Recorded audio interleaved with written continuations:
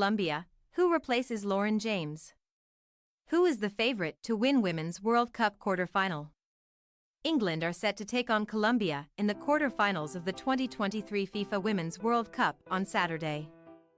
Sarina Wiegman will face another tactical dilemma as she looks to replace key player Lauren James in her starting 11. James got sent off against Nigeria for violent conduct.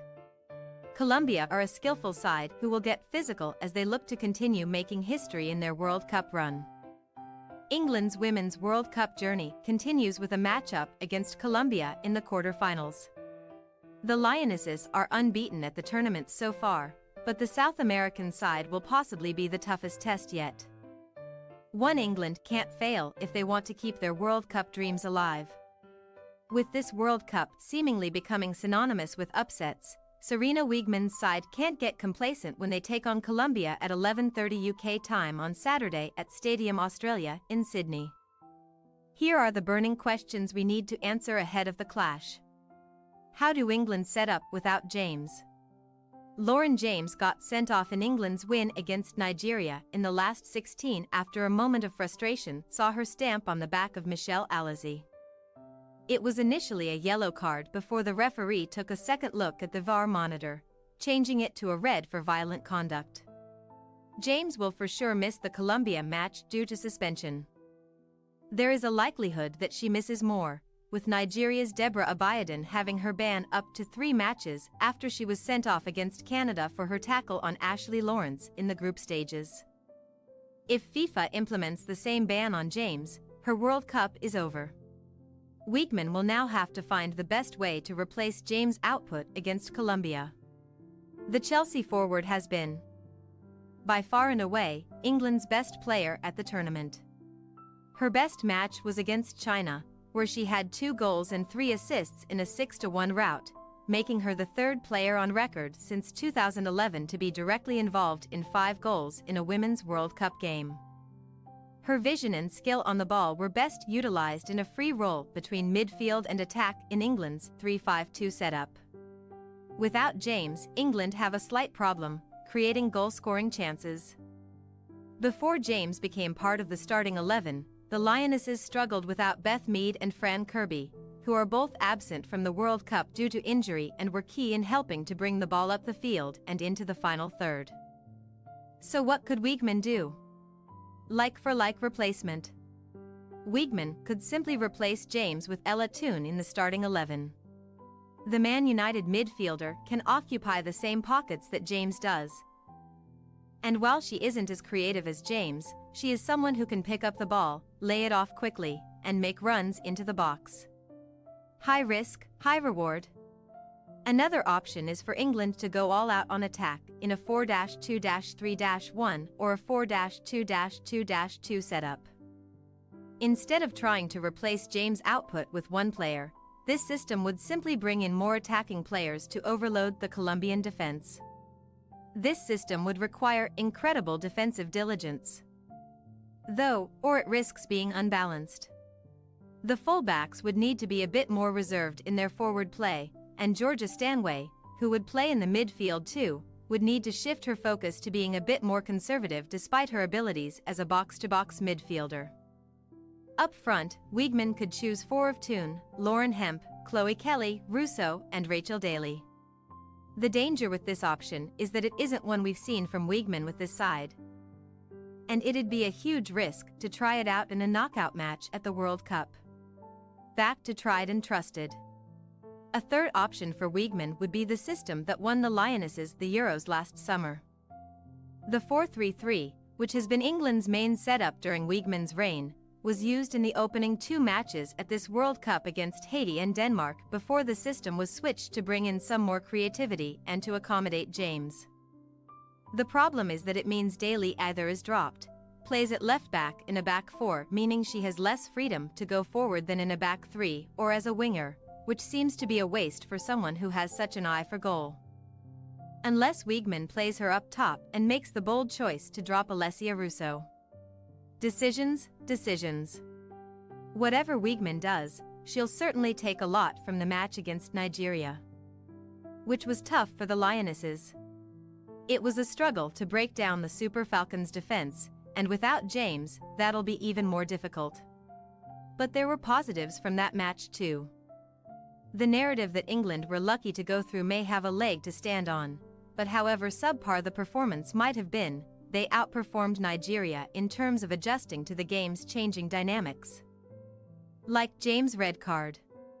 They excelled in keeping their tight defensive shape when under it and most importantly, held their nerves during the shootout, a paramount skill of knockout football that may come into play again versus Colombia. Yet another new test for the Lionesses, Colombia's threat. England have faced very different types of teams in this tournament, and they come up against another style of play in Las Cafeteras. Managed by Nelson Abadia since 2017, Colombia topped their group after a stunning 2-1 win against Germany, with a super goal from Linda Caicedo and a 97th-minute winner from Manuela Venegas. Their victory against Jamaica marks their first quarter-finals appearance at the World Cup.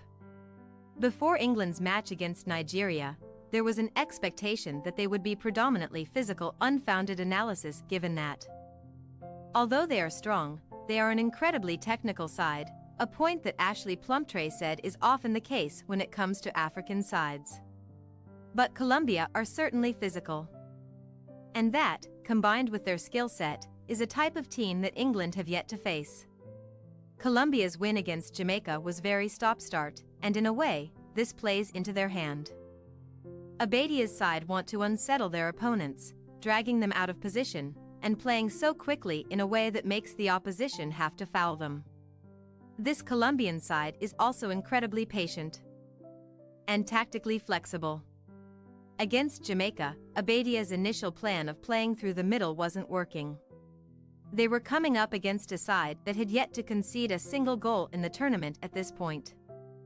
At halftime, when it was still 0-0, Abadia didn't make any personnel changes, but he clearly instructed his team to use the flanks more. With Jamaica being such a narrow side, it was obvious that Colombia's way through was through the flanks. The deadlock was broken in the 51st minute when Ana Guzman's excellent switch of play from left to right found Catalina Uzmi, whose fantastic first touch controlled the ball before her curling shot fired her team ahead. Which brings us to Colombia's forward line. England have been relatively lucky in terms of the teams they've faced not having much attacking threat. Denmark, whose tournament ended in disappointment, couldn't muster much going forward, and Nigeria's Asisat Oshoala, who came off the bench, wasn't fully fit.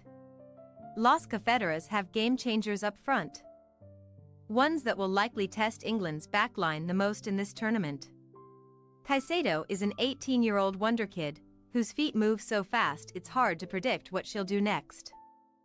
Her goal against Germany will certainly be a goal of the tournament contender, and she has an eye for a good pass too. Liacy Santos is a classic number 10 who just had a fantastic season for Atletico Madrid. She can create and certainly has a screamer from far out in her locker. Maya Ramirez and Uzmi are not just goal scorers but workhorses who can press and will relentlessly tire out their opposition. Abadia is known for not mixing things up too much. In fact, similar to Wiegman, he sometimes garners criticism for not using his bench enough, and he'll certainly hope that his forward line continue to have that killer instinct which they've shown throughout the tournament. Who goes into the tie as the favorite? The European champions certainly have the edge over Colombia heading into this tie. Under Wiegman, the side have only lost once in 36 matches. A 2-0 defeat to Australia in a friendly right before the World Cup. England's talent pool has also never been higher. Several players are considered among the world's best in their respective positions. Mary Earps is the current FIFA best goalkeeper. Millie Bright is part of a Chelsea side that kept 11 clean sheets on their way to the Women's Super League title. Kira Walsh and Lucy Bronze play for Champions League winners Barcelona, with the former signing last summer for a world record fee in the women's game. Daly won the WSL Golden Boot with Aston Villa this season, and Russo just made a huge move to Arsenal, ending her 3-year stint at Manchester United.